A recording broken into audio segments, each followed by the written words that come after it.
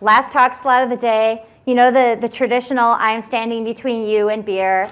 The evening event is going to happen shortly after this, so I'm just going to let you know now that if you end up having questions, you can chat with me briefly here as I walk towards the evening event, or we can chat at the evening event.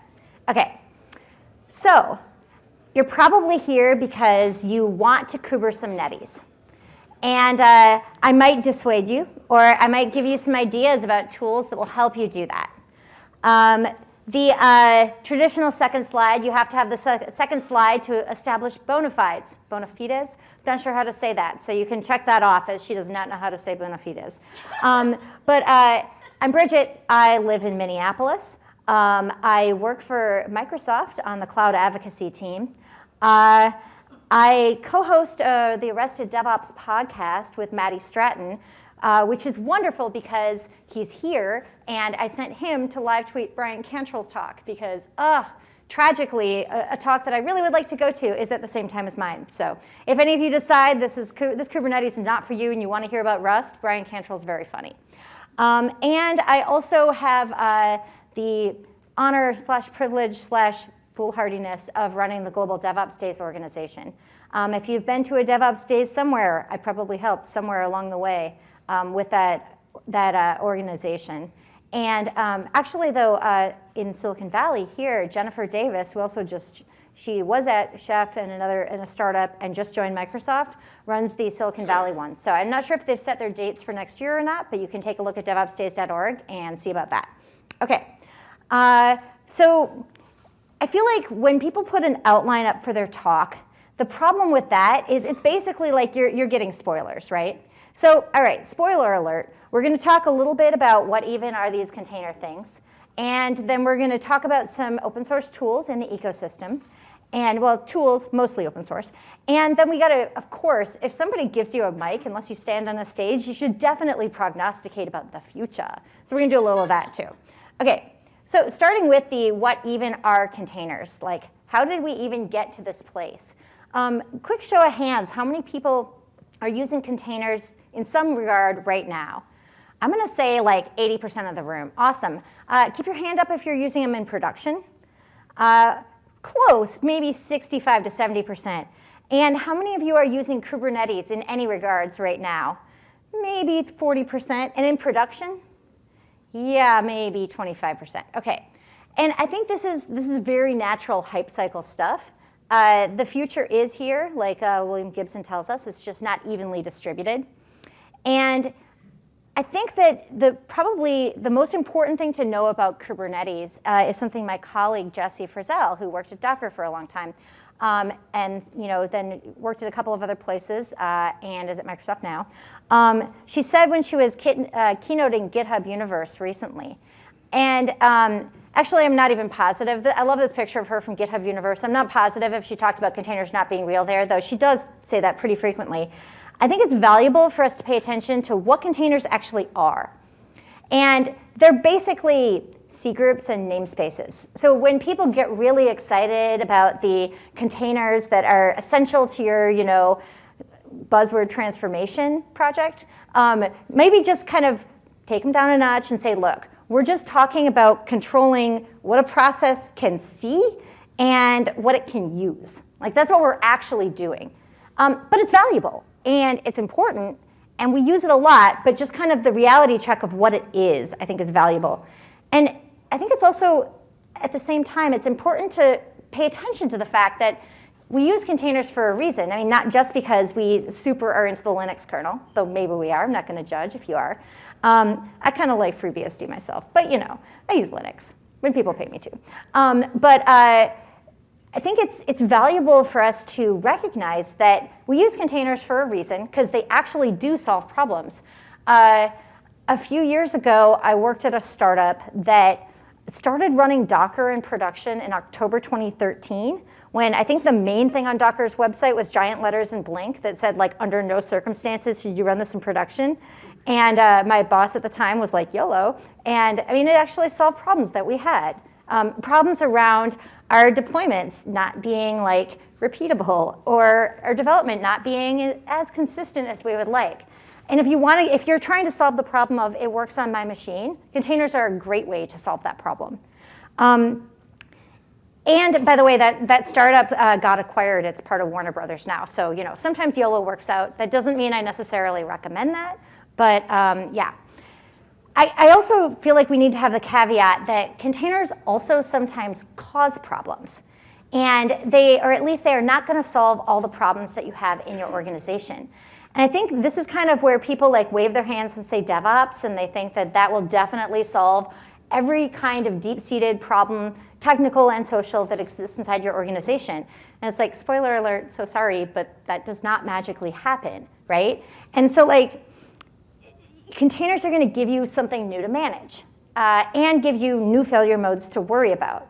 So just just kind of level setting, before we even get to Kubernetes, you should definitely look and see if containers solve a problem that you actually have. Because if what you have is a bunch of COTS software that you don't modify in any way, it's possible that lifting and shifting that into a container is not necessarily going to solve a problem that you have.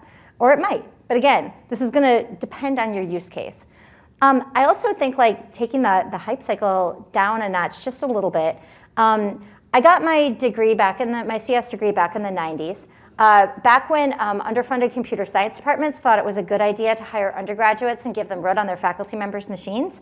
That worked out okay. I'm not sure I would recommend that today, but we were using containers then, and maybe some of you folks are old enough that you have also used some of these things. Okay, I'm not old enough to remember anything about Chroot from the 70s. I remember the 70s, but I don't remember anything about Chroot. But I did use FreeBSD jails and Solaris zones. And you can definitely go watch Brian Cantrell's video later if you want to hear some quality ranting about Sun and Solaris, because he's good at that. But what I would point out here is that the history of containers is all about moving towards more usability for more people. And if we look at LXC, that became a lot easier to use containers on Linux. A bunch of Google engineers put that in the kernel. And when containers started becoming mainstream, and I definitely think it was probably 2014 to 2015 that Docker was required to be put in every conference presentation. But again, they weren't the only folks working on it. I think the genius of Docker is that they made containers significantly more usable and accessible to a wider variety of people. So people wouldn't have to be a kernel engineer or an operations professional. They could be just a developer who wanted to learn about it, take Docker and start using it. And I think that was pretty valuable. I also think that it's important pointing out the Open Containers initiative, just because just having one vendor be in charge of the spec for something that's pretty important is not the best use of anyone's time or energy. So it was nice to see about 2015 things kind of leveled out and became less stressful from the point of view of, are we going to have vendor lock-in on this whole container thing?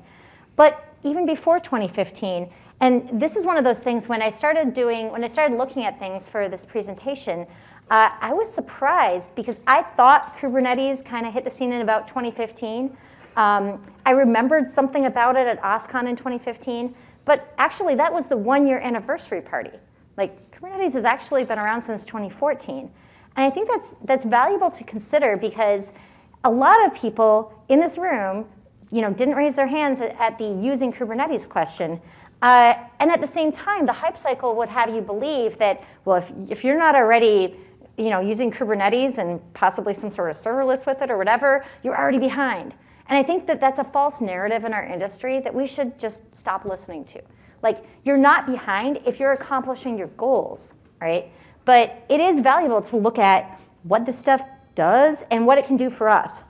So I think the summary there, before we get into specific tools, is that these are great tools. We should use them if they solve a problem that we have.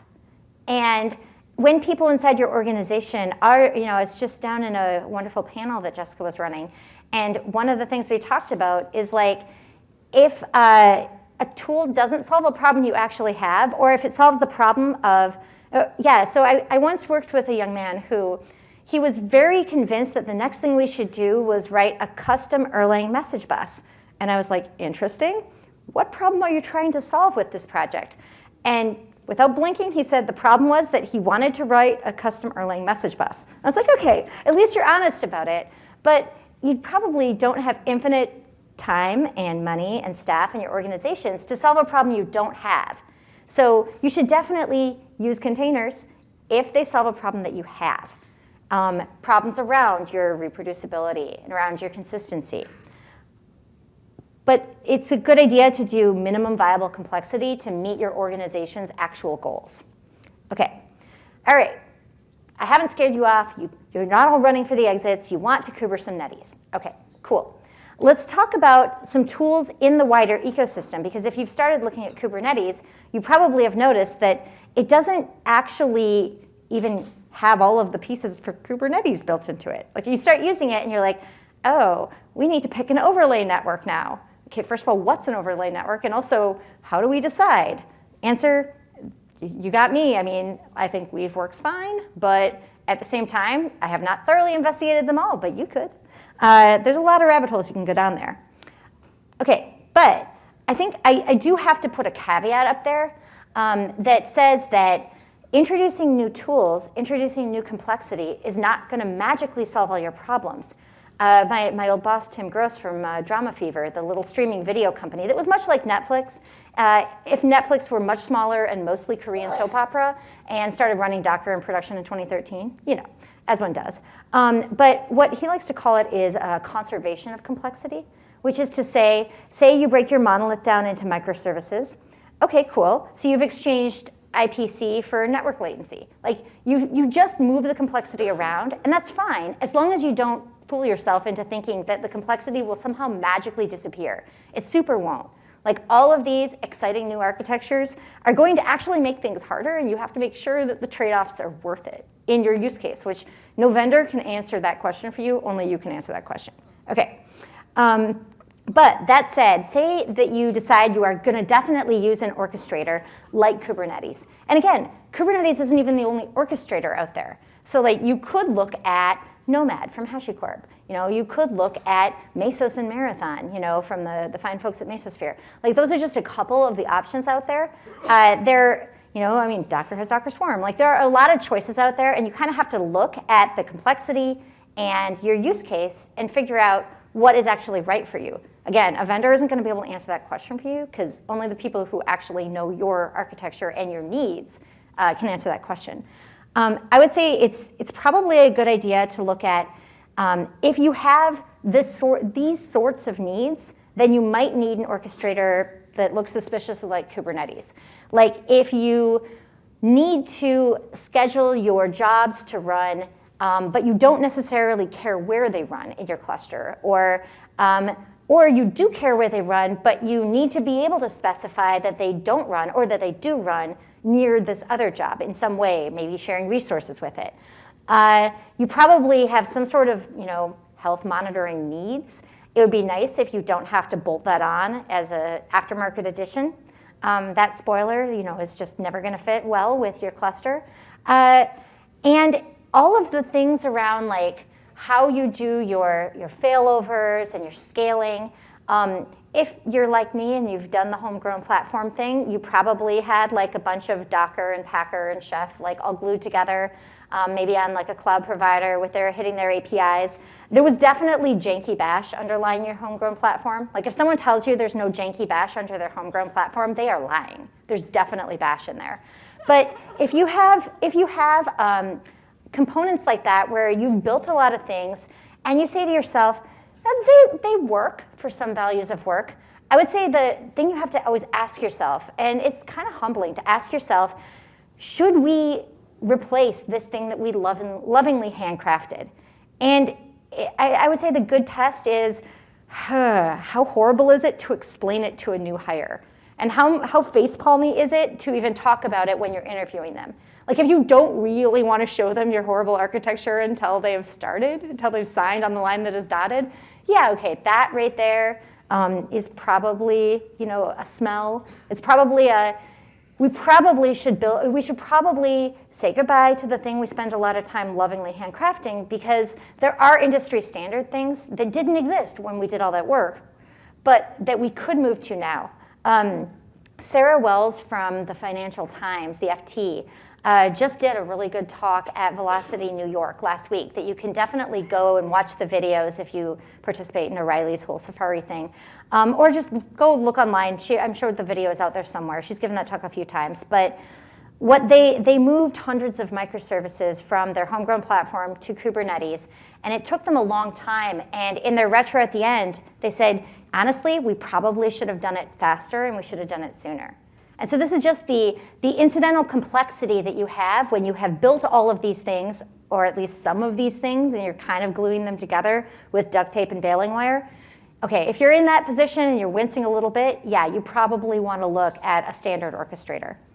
And then like I would say the coordinated app upgrade things, that's one of those. This is, you have your carrot and you have your stick. You have the stick of like, oh man, it's really hard to onboard new people, new participants in something that is a little bit hand-whittled and terrifying. But your carrot is, it can be so much easier to do upgrades if you don't have to have quite as much manual coordination. People like them some blue-green deployments. They like them some canary releases. And that stuff you get built in for free with something like this. So that's worth looking at. As well as, again, the service discovery. If you've ever had right after the release, we got paged because we didn't update the what's it.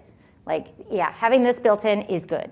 Okay, so basically the summary is if you're choosing orchestrators, the portability is nice. I work at Microsoft, so I work at a cloud provider, and I would say the most common word I hear in discussions with customers is multi-cloud. Whether or not they realistically are going to migrate or bridge their entire infrastructure over multiple public and private clouds, people like to think that they at least have an option. And so choosing an orchestrator that you can use in your own data center or data centers that you have, as well as across your cloud providers of choice, is generally considered something that people like. Not, as it turns out, open source projects being worked on by the world, but not just you, may not be perfect for your use case. But that doesn't mean just go build your own orchestrator, build your own platform that is perfectly customized. Again, then you have the trade-offs of it's harder to onboard people or find people who know how to use it. But if you get something like Kubernetes, you very well might need to do some custom resource definition work. That is a well-known pattern that there are good options for building custom pieces that meet that other 10, 15, 20% of your workload needs. So that's worth looking at. And then I think that it's pretty much table stakes at this point. If you're going to use any kind of orchestration layer, you definitely want it to have auto-remediation of issues. And this is, of course, a work-life balance thing if you're not getting paged a lot. But I think it's valuable in that you have more resiliency in terms of how many nines do you want? And I mean, if your answer is all the nines, I would like all the nines. Okay, that's super. Every single nine, in terms of every single increase in availability that you want is going to be harder and harder to get. But you can get pretty far with Kubernetes out of the box. Okay, so quick look at architecture stuff. People talk about your master, which is, I think, not the best term for the obvious reasons, but also because your control plane can and often should be, multi-node. And again, if you want your control plane to be highly available, which most people would. On the other hand, your control plane, and these diagrams are from the fine folks at the New Stack, by the way. There's a lot of diagrams out there, but I was I want really simple ones because I'm just going to cover some stuff at a pretty high level. So you do want your control plane to be highly available, probably. However, all of your worker nodes aren't going to suddenly stop working just because you have a problem with your control plane. So that is one benefit to Kubernetes. And your control plane is going to expose an API, which is the main thing that your apps and your nodes in general are going to talk to. If you are using a hosted option from a cloud provider, you actually do not operate And in most cases, I can't speak for every cloud provider, but in most cases that I know about, you don't actually even pay for those nodes that are on your the hosted control plane, just because they're considered part of the underlying service. So it's again, it's a different model of thinking about, like, you're not going to, even if you're operating the control plane yourself, you're probably not usually going to log into it to do things. You're probably going to mostly interact with the API, which is pretty rich and featureful. And then this like manages the cluster. The nodes have a container runtime, an overlay network. They have something called kube control that they're well controlled with, and this is like in terms of what you see with the master versus the worker nodes. You're going to have your Kubernetes objects, like your pods, your replica sets, et cetera, possibly could be running on the master or on the worker nodes, depending on the taints and tolerations that you set. And if that sounds like a bunch of gobbledygook, it basically just means, you know how when you have a cluster that you've assembled, and if there's a lot of jobs happening at once, it might overwhelm the master, or it might overwhelm your control plane in some way. You can set it so that some things, like cluster control things, only run on your control plane, and some things, like, say, the jobs that are being launched by your software, only run on your worker nodes. Like there's different, and then you can set exceptions. So this is all very, very configurable, which is also a bad thing. I mean, it's a good thing, and it's also a bad thing in terms of it's very complex. But if we look into a node more specifically, you do need an image registry. You can use one from a cloud provider. You can run the Docker image registry. You can run the registry container yourself. It's not generally recommended to run the registry container on your production cluster. Like, you probably want it to be outside the cluster. But when your pods launch, they're going to need to pull your container images from somewhere. So you have to have a container registry. And your replica sets are, so there's different levels of abstraction. Like, there's the pods, which contain your application and then any sidecars or anything you're going to wrap with it. And then the replica sets are controlling what pods have been launched. And then there's another level of abstraction in Kubernetes that you'll probably use them pretty frequently, called a deployment. And that just governs how many replica sets there are. But you don't have to use a deployment. There's other things you could use called, like, daemon sets if you want to run something on every node in the cluster, or like stateful sets if you are very brave or foolhardy and want to put your state inside Kubernetes itself. Like, there's a bunch of choices out there. But TLDR, if you're using something like Kubernetes, if you're trying to sell it inside your organization, this is probably your reasons slide. It can be, assuming you get it all set up correctly, it can be a lot faster and easier to deploy your applications the same way every time. Is it the right way? Well, you have to decide that, but it'll at least be consistent, maybe consistently terrible, I don't know. And scaling, again, like, auto-scaling is not magical, and you're probably not going to auto-scale your way out of, say, inadequate data stores or inadequate, like, any kind of backing service that your state is in. So whether it's your temporary or your permanent state. So, like, you can scale up your front-end worker nodes all you want, and then you have to kind of determine, is that actually going to solve the problem? Or is it just going to put a lot more back pressure on the things that we're scaling? But it is possible. You're rolling out of new features. Like, again, it becomes trivially easy to do your A/B testing or your blue-green deployments, your canary releases, however you want to implement that. It becomes a lot easier. And this is one of the things that, again, if you're using a cloud provider, you might be very excited about, is you can put limits, hard limits in for how far and how fast things will scale. And so, you can, wait, I work at a cloud provider. You should definitely scale as much as possible. No, but seriously though, like, whether if you're running a private cloud in your data center, people do have to someone has to rack and stack more stuff. So you need to set your cloud that you've created such that it's not going to try to scale past what actually exists. Because I've been told that reality is actually not completely subject to our will. We'll have to work on that. Okay, so I put in the title of this talk the idea of day 2. I like to think of it this way. A lot of times you do a launch of new software, day 1, it's really exciting, everyone has a party, maybe something is on, some slow burning tire fire is on fire in the back, but maybe some ops people are really sad, but mostly everyone is excited about the new release. However, once you've successfully launched a project, I bet some of you have experienced this, some stakeholder says, excellent, that was great, please do it 18 more times. And if you're wincing and going, oh dear, you need to actually be able to upgrade everything that you just did, and you need to be able to keep it patched forever, and you need to be able to launch 17 more of them to serve the other differentiated stakeholders who want something slightly custom. And if you're trying to do that, okay, cool, you got something working once, now keep it working forever, because the longer it keeps working, the longer it's providing business value. And I feel yeah, day 1 is short, day 2 lasts until the heat death of the universe, or until you turn that software off. It's not done until you've decommissioned it, right?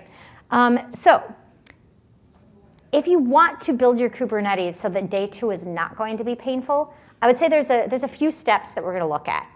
And this is I feel like this talk needs many caveats, so I'm just going to say this is a big and complex space. You should definitely do your own research. I'm going to show you some tools. That does not mean they are the right tools for you. Again, for all tools, do they solve a problem you actually have? But I am going to illustrate a few tools that you might want to consider. Getting started with Terraform and a hosted Kubernetes on your cloud provider of choice. Managing your configs, because so much YAML. And also your, launching your apps. And then event-driven scripting. We'll talk a little bit more about that if you're not familiar with that. Okay, so the first thing, a lot of times, especially if you're working across public and private clouds, it gets frustrating trying to keep your configs synced if you're not using a tool that works across all the providers. So if you're using something like ARM templates or CloudFormation or whatever right now, I would start, and if you're not using Terraform from HashiCorp, I strongly suggest you take a look at that. It is a free open source tool. It is worth checking out specifically because you can write your configs to work across clouds, which means that, with some caveats, of course, there's some changes you have to make, but this can make it a lot easier to, especially if you're doing the sort of thing where you have your private data center, but you're pretty sure you're going to either do some cloud bursting or you're going to maybe have cloud down your roadmap, and you don't want to have to do as much rework. Something like Terraform is a really good way to do your configs, especially for Kubernetes. And this is actually kind of cool. If you use the Kubernetes provider inside Terraform, you can deploy pods as a service to whatever Kubernetes clusters you have. And then you can also use Terraform to deploy your services on top of the Kubernetes cluster. So take a look at that, just because there's probably, especially if you're used to using Terraform just to stand up infrastructure or cloud-based infrastructure or whatever, there's more there that you might not be aware is possible. So that's pretty cool. For example, because I work at Microsoft, I'll say that there's providers for Azure and Azure Stack, but there's also providers for all of your cloud options. And in most cases, it's people who work at the cloud providers who are working with Hashi to make the Terraform resources excellent. So it's worth looking at what they have there. I'll point out this is an example from Azure, but if you are not an Azure user, if you're a Google Cloud user, GKE is their equivalent to this. If you are an Amazon user, EKS is their equivalent to this. This is what I mentioned earlier, where the cloud provider runs the control plane for you, and you can just launch worker nodes. And it's probably worth looking at these, especially if it's your first foray into testing to see whether or not you want to use Kubernetes for a specific application, just because it obviates a lot of the extra undifferentiated heavy lifting of becoming an expert in setting up the Kubernetes control plane, which if that's not a big value add for your organization, that might not be where you want to start. And so like this is an example of the kind of commands that, again, your cloud provider of choice would have a managed Kubernetes service, where you just have a few commands and you suddenly have a Kubernetes cluster up and running. So it's, again, like you do not have to use this cloud provider, but you probably should at least look at the cloud provider of your choice in terms of what's available for the managed option. And then it's another thing that your cloud provider of choice would be able to do is upgrading your clusters, which again, upgrading your Kubernetes cluster can be a non-trivial task. So it's at least worth starting with until you build up enough expertise to be, again, not expertise to run self-managed, expertise to decide whether or not you want to run self-managed. It's worth looking at. Okay, so that is, again, like something that's available in whatever public cloud you're using. I want to talk a little bit about Helm. And I got to tell you, I just spent 8 days at 2 different events in Europe, and I was only home for like 17 hours, but I was home long enough to open the mail and get my Helm t-shirt, which is exciting. The CNCF was just printing these. I'm not sure how many they have left, but if you're into that, you can go to the CNCF website and look at their Helm t-shirts. Helm is your package manager for Kubernetes. If you've started playing with Kubernetes as like, maybe 25% or to 30% of you have, you may have noticed that there is so much YAML. I give a 3-hour Kubernetes workshop. I most recently gave it on Halloween in London. I brought candy for them as well, because it's a Halloween workshop. But one thing that I point out is that you start having so much YAML that I feel like we need to have like a content warning for YAML. Like if YAML is upsetting to you, like just so you know, Kubernetes has lots of it. And the hard part, right, is if you're running your dev and test and whatever, UAT and pre-production and staging and all the things that you have, all your various lower environments and production, you don't want to mix up which YAML goes with which and what all the versions of the YAML are. And that just ends up being a pain. So this open source project that some colleagues of mine, as well as people across different employers all work on, is a package manager that makes it easier for you to deal with all that YAML, basically. So the 4 things that it does, and I'll just go into a tiny bit of detail on each one because I'm excited about it and it's a cool project, is managing all that YAML and making it easier to update stuff, making it, and this is really key, easier to share all of the YAML that you've packaged with other parts of your org or with other people across the open source ecosystem. And then I feel like the word rollback always, I spent like 15 years on call for production, so the word rollback just kind of makes the back of my neck itch, because I'm like, yeah, but rollbacks are a lie, because you don't have a time machine. So what you can actually do is roll forward to something that you really hope is like what things were like in the past when they were working. Oh, I hope there wasn't a bad schema migration in there. So like rollbacks are kind of not true, but you can at least very easily re-implement the version that you were using before. Okay, so so more detail on this. The charts, which is just the collection of all the information about the YAML, in YAML, because why not? The chart is what you can use to describe your applications. This is one of those things where if your application also needs this stateful service and it needs these backing data stores and it needs this session store, like if you need to stand up a lot of things that go with your application, you can describe them all in, you guessed it, YAML. And it gives you the single point of authority of how this is installed.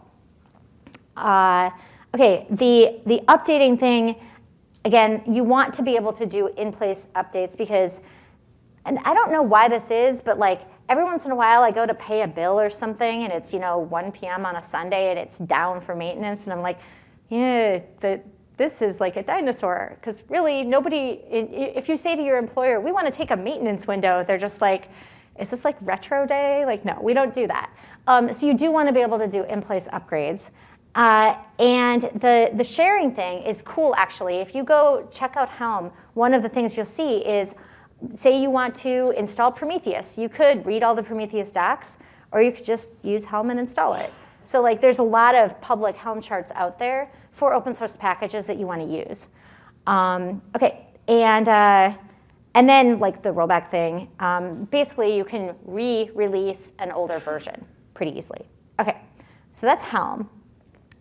Draft is, it basically makes the app development and deployment easier, and this is another open source project.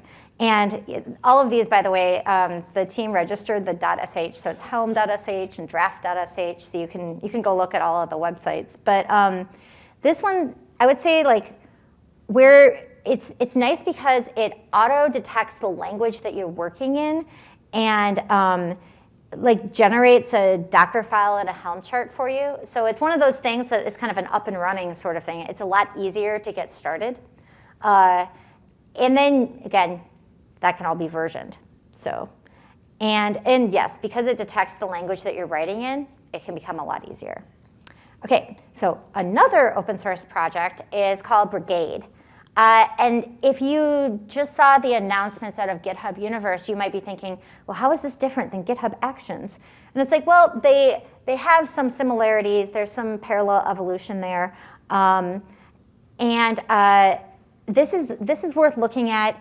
If you say YAML is great, but I need to actually write some code that does a thing when I'm deploying this. Because it's with Kubernetes, it's not imperative like, say, most of the configuration management tools we're used to. It's declarative, which is to say you define a desired state, and then your controllers just continue to iterate to bring your cluster to that state. But sometimes you actually need to launch specific events. And with something like Brigade, you can do that. It's a JavaScript pipeline, and it's a JavaScript runtime, and you can define pipelines in it. So again, if you don't have those needs, cool. But if you do have those needs, this is fairly decent way to do that. And then especially if you're using something like Brigade, another open source project called CacheKey is a simple UI that you can basically just see how your deployment went. Like, how did your event-based task go? If you want a dashboard, like, we got a dashboard. Okay. So again, none of these things are built into Kubernetes, because even though Kubernetes sounds like it's a giant monolithic thing, it actually isn't. Like, it's a whole bunch of choices that you have to make all the time. And these are some opinionated choices of projects that are open source and pretty good, and that I think that people might like. Okay. Okay, so now we have all sorts of building blocks for how to create our deployments. And they're all repeatable, and we can move all our environments to that, and we have definitely dev some ops, and we're done, right? I mean, like, okay, let's talk about the future. And okay, by the way, let me just say that if I am quoting Jed Bartlett from The West Wing, who is a fictional president who doesn't make me sad, I will just say that if any of you are eligible voters and are in a location tomorrow where you can vote for the US election, I strongly recommend everyone exercise their franchise and do that. I early voted like weeks ago, and I will be on a plane all day tomorrow. So I will be hitting refresh a lot and being worried. So I recommend everyone make sure that you do what you think is right for you. Okay, but when I'm talking about the future, and I definitely, with apologies to Ian Fleming, I will say that diamonds may be forever, but I really think whatever you put into production right now, your children will probably be supporting it after you're like sipping a cocktail on a beach somewhere. I mean, assuming that we all make it past, like, what did they say? We have 12 years left before climate change kills us all. But like, okay, assuming, I used to worry about the 2048 problem. I really did. Sorry, 2038 problem. I used to worry a lot about the end of epoch time. And like, I've now moved to worrying about climate change, which is a lot sooner than 2038. Because at 2038, I was like, Unix time will run out, but I'll be retired. This is your problem. And I'm like, oh, everything is my problem now.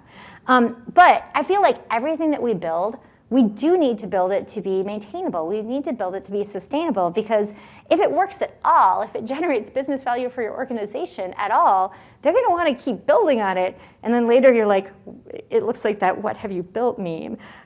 Because things are going to keep changing, which means we want to preserve our optionality, right? We want to build things that are open source, that are flexible, that we can keep iterating on. And I also want to kind of point out that like this Kubernetes thing is getting really real. I mean, you were 4.5 years in, and this is not just trendy conference talk stuff. Like I am happy or regretful to inform you that your bank and airline and government are probably using it right now. Like, how do you feel about those breaking changes now? So it's valuable to think like we want to build stuff that is sustainable.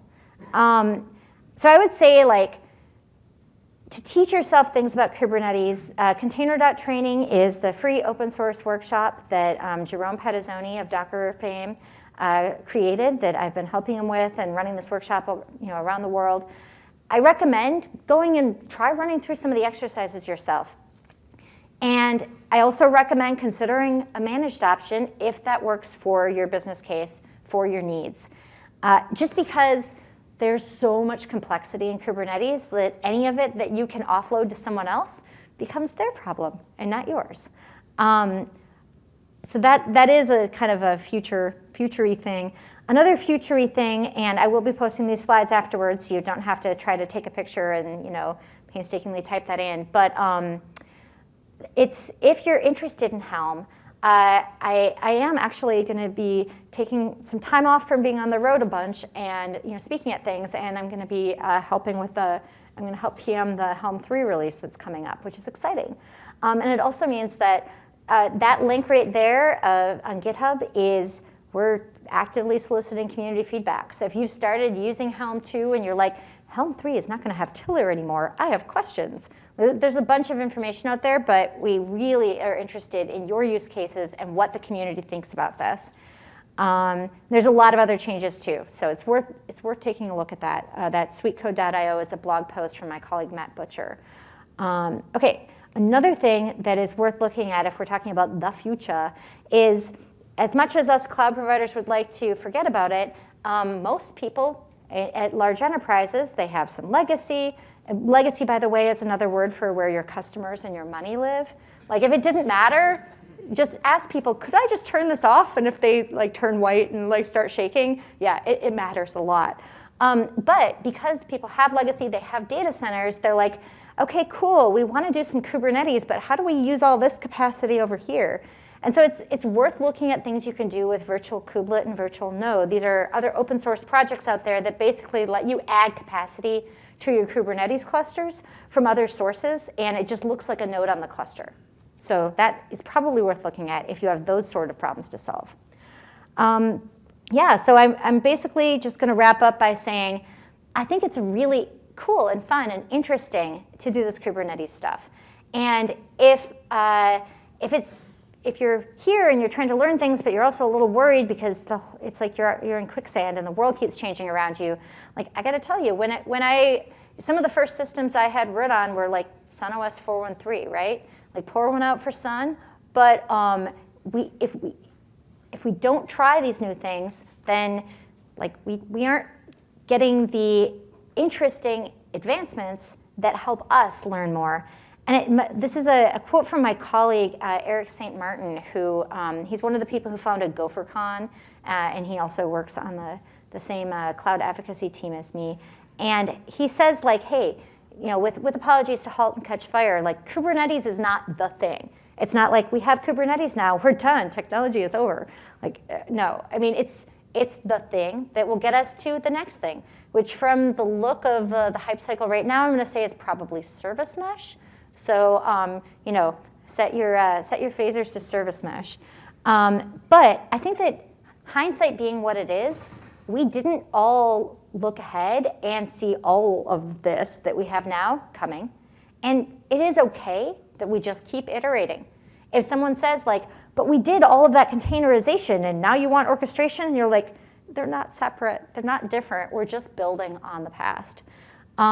I also think it's really interesting. This quote is from Jeffrey Snowburr. He's the creator of PowerShell. And he pointed out just recently that Azure is more than 50% Linux. And that's not something that I think the old Microsoft, whatever that was, would have done. But I think that choosing to be an organization that is slightly older than I am and has been very opinionated about open source in the past, choosing to change in this direction. I think if you're in an organization where you really want a Kubernetes and people are like, we have vSphere and sadness, we're going to keep that. You can be like, look, if Microsoft can change like this, we probably can too. And I think that it's also, when we're talking about open source, it's really important to point out to actors inside your organization who say like, oh, business logic and continuity and we can't open source that. And you're thinking to yourself, I really wish that my GitHub weren't empty because it's all private. It might be worth pointing out that like a large, or a fun startup out of Redmond they may have heard of, I think we're going to go far, just gave all of our patents to the Open Invention Network.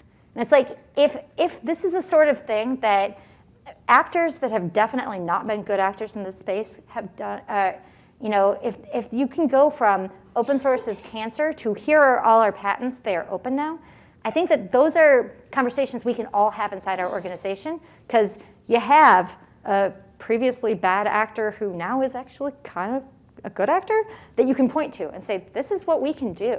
So I think that it's worth saying that it's not the world that it was. It's possible that we live in the darkest timeline. I'm not going to rule that out. But at least we live in a timeline where I can tweet this. This is my pinned tweet. And it's that, and the TLDR, if you're like, I'm not reading random tweets people put on screens, is like, Microsoft hired me and gave me a Mac and told me to get people to use Linux. And I was like, 2017, now 2018 is definitely weird, but I kind of like it. And I think this is what we want, is to build our organizations to be more open and let us contribute back to the wider ecosystem.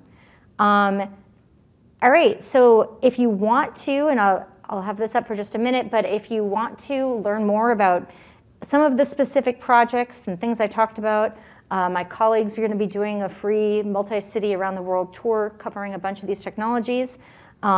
We just put a free learning platform out there called Microsoft Learn, so you can look at that.